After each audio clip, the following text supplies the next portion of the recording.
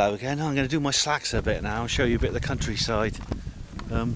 There's the venue. I'm just going to have a little walk over here. You've got a little break between speakers. I've missed a couple of speakers because basically I was doing these psychic tests, as I was saying, and other things. And now I've been to see two more, and they're very good. There was Dr. Hannah Gilbert, who's a parapsychologist, who was doing a talk about ghosts and spirits and about how they influence culture. And it turns out that whether you believe in them or not, ghosts actually have had an enormous effect on our culture, on science too. A lot of major scientific breakthroughs are byproducts of psychic research, of psychical research. I mean, a very obvious one, first one that comes to mind, is John Logie Baird. The television. Oh, what's down here? I'm going to go down here a minute because there seems to be tennis courts. See if there's anything interesting down here. As I was saying, John Logie Baird, the inventor of television, was a part of the Scottish Psychical Research Society, and the television was actually a byproduct of another area of research he was doing. He was trying to invent a machine that could communicate with spirits electronically. It's nice down here, actually. It's nice and peaceful. There's a sports ground. That's the university sports ground. She also discussed the various ways spirits behave, in terms of whether they're malevolent, like the horror movies, so they're nice spirits, like the ones that come through spiritualist churches, etc., etc. Turns out, the malevolent spirit of the horror movies is actually not uncommon. Is actually real and is not uncommon. That's nice down here. I can't get in there. There's some benches to sit on. It's locked. Ooh. Can't get in there. There's tennis courts anyway. Let's go back. Then after that, there was a lady called. No, that was it. That was Dr. Hannah Gilbert was talking about that. Then there was a man. It was a guy called Paul Vella. Now, I've heard that name before, and it's to do with Bigfoot. Now, I've not looked into this much, right? But I mean, I've not really researched this in great detail, and I've always sort of regarded it as a bit hokum. But the Bigfoot research is actually alive and well, and the Patterson-Gimlin film, which is probably the most significant Bigfoot evidence, is actually a very, very. We'll go back towards the venue now. It's actually it's been shown that it's not a guy in a suit. They've managed to visit the area and take measurements from the surroundings and things like that. Also with the footprints that were found at the site, and they worked out this thing was between 6'6" and 7'2" in height, which means it wasn't a bloke in a suit, despite the confessions that have come out. And this is why we've got to be a bit careful when it comes to confessions. The skeptics always jump upon the confession. The guy who confessed to being the one who hoaxed the crop circle video footage, being the crop circle we made, things like that. They may very well be just another form of disinformation. It pays to be beware.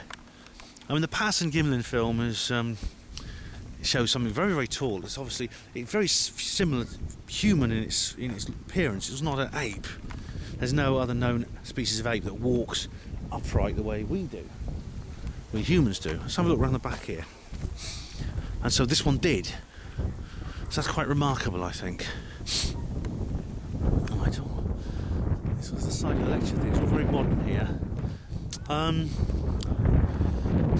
There was a report that a number of people see Bigfoot. So it's he played a very, very chilling phone call with a man who called the police, who saw Bigfoot in his garden. He called the police. He was on the phone describing this creature that was standing in his garden in his security light, looking at him.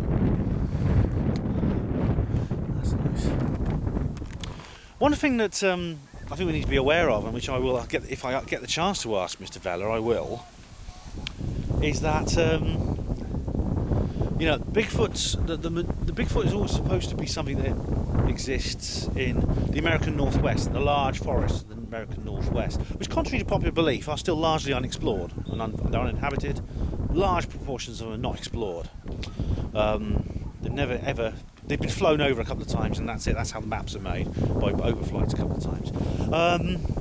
But what surprised me, you expect to see these creatures appearing in remote areas. I mean, Bigfoot's cousin from the Himalayan region is the Yeti, and you expect to see them in remote areas. Because I'm quite open to the fact there is a humanoid creature of a species unknown living in remote parts of the world.